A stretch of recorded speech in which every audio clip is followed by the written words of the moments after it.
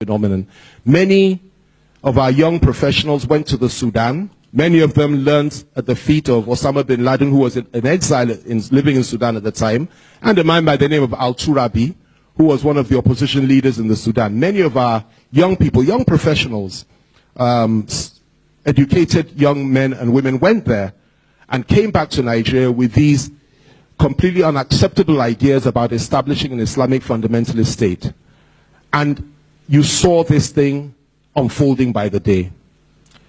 Perhaps the most vivid example that I'll share with you today, as unpleasant as it is the experience of a man by the name of Mr. Gideon Akaluka. Now, many people have been slaughtered over that period, but I'm going to use this particular case in order to illustrate a point to you today.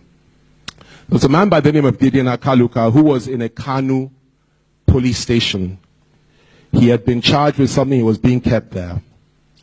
It was alleged that he desecrated the Quran. I won't go further than that he desecrated the Quran. And the response of those that organized for his murder was this.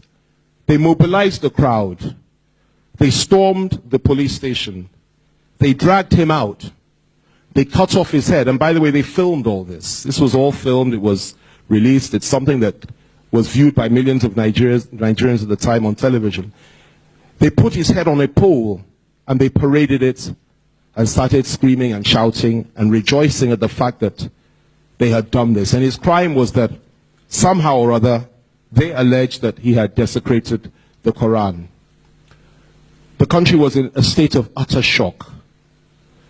This sort of thing had never happened. It had never been so graphic, and people had not rejoiced about it as much as they did at that time. And of course, these things are not often filmed. This one was filmed. And the people that filmed it were happy to allow the whole of Nigeria to see what they had done.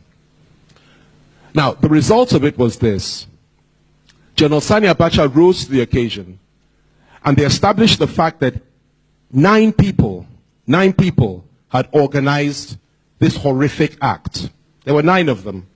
All 9 of them had recently returned from the Sudan.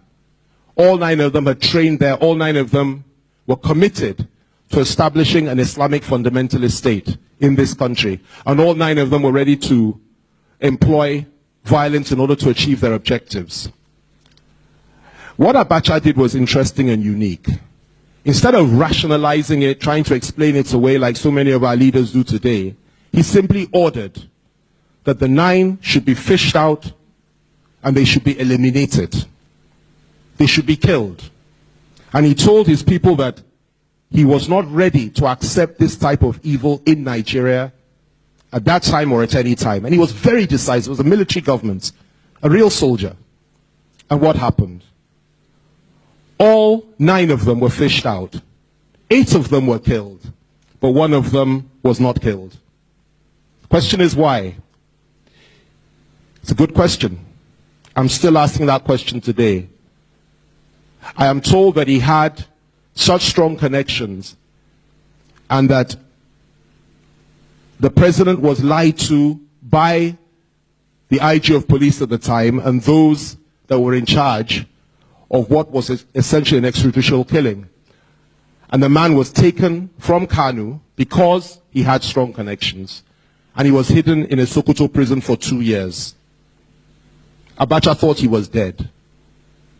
After 2 years, I won't mention his name here, so nobody needs to have, a fast heartbeat and all the rest of it. But everybody knows who it is, but I will not mention his name here because it's not appropriate, it's not necessary, it's just illustrating a fact. Now, he was in the Sokoto prison for 2 years. Eventually he was released. Again, people intervened. They approached Abacha and said, well, he has repented, we didn't kill him, allow him to live his life. And the relatively young man was shipped down to Lagos, where he went in, continued his career, went into a career, I won't say which sector, and he flourished and he did very, very well. That